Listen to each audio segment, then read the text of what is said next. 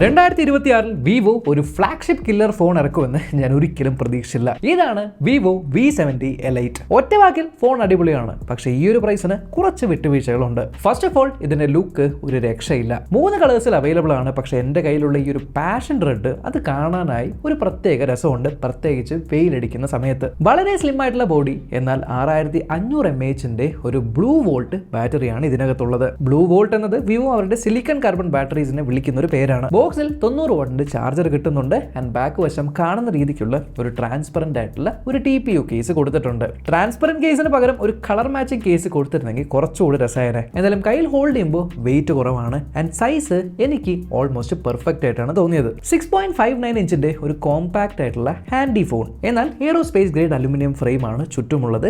ആന്റണ lines കൃത്യമായിട്ട് നമുക്ക് കാണാൻ പറ്റുന്നുണ്ട്. ഈവൻ മുകളിലും താഴെയുമായിട്ട് നിങ്ങൾക്ക് ഡ്യുവൽ സ്റ്റീരിയോ സ്പീക്കേഴ്സും IR ബ്ലാസ്റ്ററും അവൈലബിൾ ആണ്.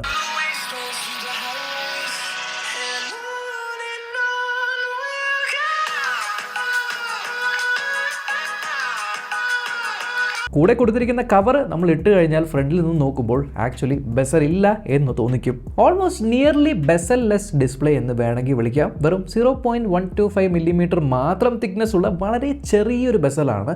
ഈ ഒരു പ്രൈസ് പോയിന്റിൽ എനിക്ക് തോന്നുന്നു മറ്റ് ഫോണുകളെ വെച്ച് നോക്കുമ്പോൾ ഇതിനായിരിക്കാം ഏറ്റവും കുറഞ്ഞ ബെസൽ ഉള്ളത്. ഇതിനകത്ത് ഒരു 1.5K OLED ഡിസ്പ്ലേ ആണ് കൊടുത്തിരിക്കുന്നത്. വളരെ സ്മൂത്ത് ആയിട്ടുള്ള 120 ഹെർട്സിന്റെ ഡിസ്പ്ലേ ആണ്. ഡയറക്റ്റ് സൺലൈറ്റിൽ പോലും എനിക്ക് വിസിബിലിറ്റി യാതൊരു പ്രശ്നവും തോന്നിയില്ല. 5000 നിറ്റ്സിന്റെ ഒരു പീക്ക് ബ്രൈറ്റ്നസ് ആണ് ഇതിൽ പറയുന്നത്. ഫ്രണ്ടിൽ ഗൊറില്ല ഗ്ലാസിന് പകരം സ്കോട്ട് സെൻസേഷൻ കോർ ഗ്ലാസ് ആണ് കൊടുത്തിരിക്കുന്നത്. പക്ഷേ ഔട്ട് ഓഫ് ദ ബോക്സ് നിങ്ങൾക്ക് ഒരു സ്ക്രീൻ പ്രൊട്ടക്ടർ ഇൻസ്റ്റാൾ ചെയ്ത് വന്നിട്ടുണ്ട്. പക്ഷേ ഓവറോൾ ഫോണിന്റെ durability vice IP68 and IP69 rating കൊടുത്തിട്ടുണ്ട്. ഈ ഒരു സ്മാർട്ട് ഫോണിനെ അവർ എലൈറ്റ് എന്ന് വിളിക്കാനായിട്ട് പ്രധാനമായിട്ടും എനിക്ക് 2 കാരണങ്ങളാണ് തോന്നിയത്. ഒന്നാമത് നമ്മൾക്ക് എല്ലാവർക്കും അറിയാം വിവോന്റെ V സീരീസ് ആണ്. ക്യാമറ ഫോക്കസ്ഡ് ആയിട്ടുള്ള ഫോണാണ്. സോ ക്യാമറയിൽ യാതൊരു വിട്ടുവീഴ്ചയും വരുത്തിയിട്ടില്ല. എസ്പെഷ്യലി സൈസുമായിട്ടുള്ള കൊളാബറേഷൻ ഇത്തവണയും ഉണ്ട്. അതിലേക്ക് വിശദമായിട്ട് വരാം. പക്ഷേ എന്നെ ഇംപ്രസ് ചെയ്തത് ഇതിനകത്ത് കൊടുത്തിരിക്കുന്ന ചിപ്സെറ്റും ഇതിന്റെ പെർഫോമൻസും ആണ്. ഏകദേശം 1.8 മില്യൺ ANTUTU സ്കോർ വരുന്ന സ്നാപ്ഡ്രാഗൺ 8S Gen 3 ചിപ്സെറ്റ്. കൂടെ ലേറ്റസ്റ്റ് ആയിട്ടുള്ള LPDDR5X റാമും UFS 4.1 സ്റ്റോറേജും. സോ ഡെഫിനറ്റ്ലി ഈ ഒരു അപ്ഗ്രേഡോട് കൂടി ഇത് ശരിക്കും ഒരു ഫ്ലാഗ്ഷിപ്പ് കില്ലർ ടെറിട്ടറിയിലേക്ക് മാറി. പെർഫോമൻസിന്റെ കാര്യത്തിൽ എനിക്ക് യാതൊരു കംപ്ലയിൻസും ഇല്ല. പക്ഷേ ANTUTU സ്കോർ ചെക്ക് ചെയ്യുന്ന സമയത്ത് ഇതിന്റെ ടെമ്പറേച്ചർ ഏകദേശം 43 ഡിഗ്രി സെൽഷ്യസ് വരെ പോകുന്നത് കണ്ടു. സോ ഹൈ പെർഫോമൻസ് ചിപ്സെറ്റ് ആയതുകൊണ്ട് ഫോൺ സ്ലൈറ്റ്ലി ഒന്ന് വാം ആവുന്നതായി തോന്നുമെങ്കിലും that is totally normal and പെട്ടെന്ന് തന്നെ കൂൾ ആവുന്നതും കണ്ടു. ഈവൻ ഗെയിമിങ്ങിന് വേണ്ടി ഒരു 4D ഗെയിം വൈബ്രേഷൻ കൊടുത്തിട്ടുണ്ട്. ആൻഡ് ഓവറോൾ ഇതിന്റെ ഹാപ്റ്റിക്സ് എനിക്ക് വളരെയധികം ഇഷ്ടപ്പെട്ടു ടൈപ്പ് ചെയ്യുന്ന സമയത്തൊക്കെ.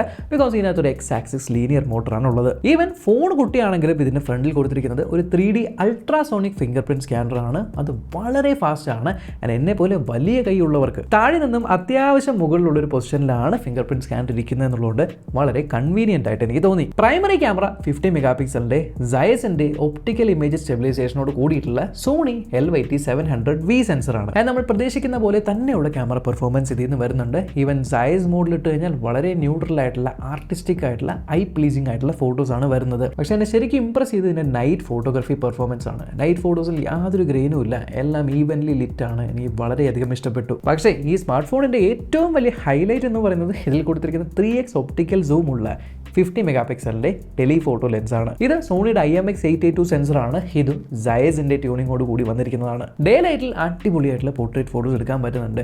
പക്ഷേ ഇവിടെയും നൈറ്റ് ടൈമിൽ ഞാൻ പോർട്രേറ്റ് എടുത്ത് നോക്കിയ സമയത്ത് എന്ത് രസമായിട്ടാണെന്നറിയോ ആ ഒരു ഫോട്ടോ ഔട്ട്പുട്ട് വരുന്നത്. സോ ഓവറോൾ ഡേ ടൈമിലായാലും നൈറ്റ് ടൈമിലായാലും വലിയ സെൻസറാണ് ഇതിനകത്ത് കൊടുത്തിരിക്കുന്നതുകൊണ്ട് അടിപൊളിയായിട്ടുള്ള പെർഫോമൻസ് ആണ് പ്രൈമറി ക്യാമറയിൽ നിന്നും ടെലിഫോട്ടോ ക്യാമറയിൽ നിന്നും കിട്ടുന്നത്. പക്ഷേ ആകെ എനിക്കുള്ള സജഷൻ എന്ന് പറയുന്നത് ഇതിൽ കൊടുത്തിരിക്കുന്ന അൾട്രാ വൈഡ് ക്യാമറയാണ്. അതൊരു 8 മെഗാ പിക്സലിന്റെ ക്യാമറയാണ്. അത് ഒരു 50 മെഗാ പിക്സൽ കൊടുക്കാമായിരുന്നു. ബിക്കോസ് അതാണ് ഇപ്പോൾ ഉള്ള ട്രെൻഡ്. 8 മെഗാ പിക്സൽ എടുക്കുന്ന ഫോട്ടോസ് ഡേ ലൈറ്റിൽ എനിക്ക് യാതൊരു കുഴപ്പമില്ല, നല്ല ഡീസൻ്റ് ആയിട്ടുള്ള ഔട്ട്പുട്ട് ആണ്. പക്ഷെ നൈറ്റ് ടൈമിൽ വരുന്ന സമയത്ത് പ്രോസസ്സിങ്ങിന് ശേഷം അത്യാവശ്യം ഗ്രെയിൻസ് ഒക്കെ കുറച്ച് നല്ല ഫോട്ടോസ് കിട്ടുന്നുണ്ടെങ്കിലും പ്രൈമറി ക്യാമറ ആൻഡ് ടെലിഫോട്ടോ വെച്ച് കമ്പയർ ചെയ്യുമ്പോൾ നമുക്ക് ആ ഒരു ഡിഫറൻസ് അവിടെ മനസ്സിലാവുന്നുണ്ട്. എന്നാൽ ഇതും 50 മെഗാ പിക്സലിന്റെ ട്രിപ്പിൾ ക്യാമറ ഉള്ള ഫോണാണ്. എന്നാൽ ആ മൂന്നാമത്തെ 50 മെഗാ പിക്സൽ ക്യാമറ ഫോണിന്റെ മുന്നിലാണ്. ഫ്രണ്ടിലെ സെൽഫി ക്യാമറയും സൈസ് ട്യൂൺഡ് ആയിട്ടുള്ളത് തന്നെയാണ്. നിങ്ങൾക്ക് സെൽഫീസ് വളരെ വൈഡ് ആയിട്ട് എടുക്കാം, 1x എടുക്കാം, കുറച്ചുകൂടെ സൂം ചെയ്ത് 2x ഷൂട്ട് ചെയ്യാൻ പറ്റും. എന്നാൽ എനിക്ക് തോന്നിയൊരു മേജർ ആയിട്ടുള്ള ഇംപ്രൂവ്മെന്റ് എന്ന് പറയുന്നത് ഇതിന്റെ വീഡിയോ ഡിപ്പാർട്ട്മെന്റിലാണ്. പ്രൈമറി ക്യാമറയിൽ എടുക്കുന്ന വീഡിയോസ് വളരെ സ്റ്റേബിൾ ആണ്, വളരെ സ്മൂത്ത് ആണ്, 4K 60 FPS ഷൂട്ട് ചെയ്യാൻ പറ്റും. ഇനി വീഡിയോ ഷൂട്ട് ചെയ്തുകൊണ്ടിരിക്കുമ്പോൾ പ്രൈമറി ക്യാമറയിൽ 1x ഷൂട്ട് ചെയ്യാം.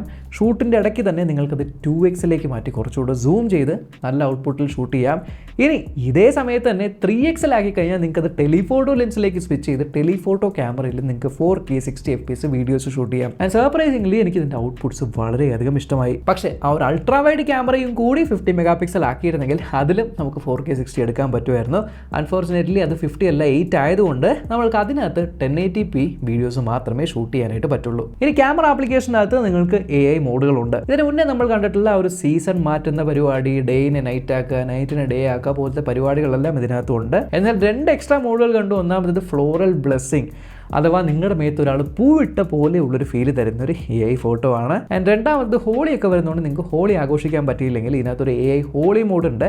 ഫോട്ടോ ഔട്ട്പുട്ട് കണ്ടാൽ മനസ്സിലാവും, വളരെ നാച്ചുറലായിട്ട് നിങ്ങൾ ഹോളി കളിച്ച ഒരു വൈബ് അവിടെ തരുന്നുണ്ട്. പക്ഷേ ഒരു കാര്യം, ഈ പരിപാടികൾക്ക് നിങ്ങൾക്ക് നെറ്റിൻ്റെ ആവശ്യമുണ്ട്. സോ ഇൻ്റർനെറ്റ് ഇല്ലാതെയാണ് നിങ്ങൾ ഫോട്ടോ എടുക്കുന്നതെങ്കിൽ അത് ഒരു ക്യൂയിലേക്ക് പോയി നിൽക്കുകയും എപ്പോഴാണോ ഇൻ്റർനെറ്റ് വരുന്നത് ആ സമയത്ത് അത് പ്രോസസ്സായി ഔട്ട്പുട്ട് വരികയും ചെയ്യും. ആൻഡ് ഓൾസോ ഒറിജിൻ ഓയിസിലാണ് ഓടുന്നത്. യെസ്, പഴയ ആ ഒരു ഫൺ ടച്ച് ഓയിസ് ഉണ്ടായ പ്രശ്നങ്ങളെല്ലാം ഒറിജിൻ ഓയിൽ സോൾവ് ചെയ്തിട്ടുണ്ട്. വളരെ സ്മൂത്ത് ആണ്, വളരെ ലൈറ്റ് വെയിറ്റ് ആണ്. എന്നാൽ ഇതിൻ്റെ ആനിമേഷൻസ് എല്ലാം കൊള്ളാം. ആ ഒരു ഒറിജിൻ ഐലൻഡ്, പിന്നെ Vivo office kit, AI search, ഇതെല്ലാം കൊള്ളാം. എന്നാൽ ഒരു ഫ്ലാഗ്ഷിപ്പ് കില്ലർ ഫോൺ ആണെങ്കിലും ഇതിനകത്ത് കുറച്ച് ബ്ലോട്ട്വെയർസ് അഥവാ തേർഡ് പാർട്ടി ആപ്ലിക്കേഷൻസ് ഇൻസ്റ്റാൾഡ് ആയിട്ട് വരുന്നുണ്ട്.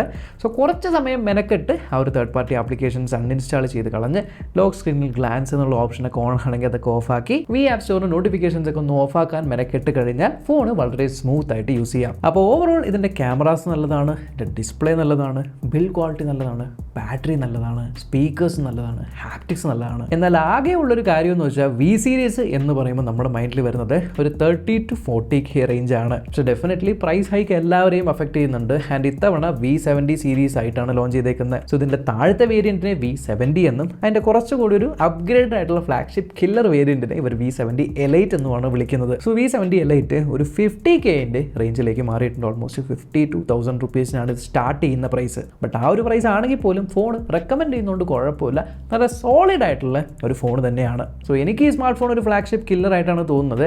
നിങ്ങൾക്ക് എന്താണ് തോന്നുന്നത് കമൻറ്റിലൂടെ അറിയിക്കുക. ചാനൽ ആദ്യമായിട്ടാണ് കാണുന്നതെങ്കിൽ സബ്സ്ക്രൈബ് ചെയ്യാനും മറക്കണ്ട. Until next time, by.